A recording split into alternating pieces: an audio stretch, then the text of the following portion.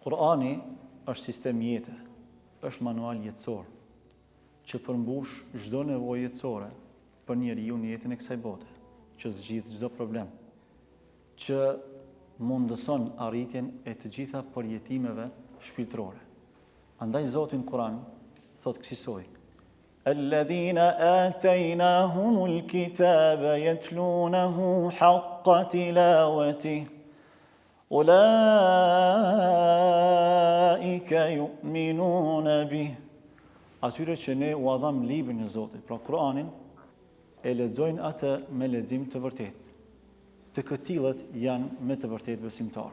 Abdullah ibn Mesudi, kur e komenton këtë ajet, thotë: ta lexosh atë prej vërteti, do të thotë që ta praktikosh atë që ka ardhur përmes tij, qoftë e lejuar apo e ndaluar. Pra, Kurani nuk është një libër teorik, por është një libër praktik.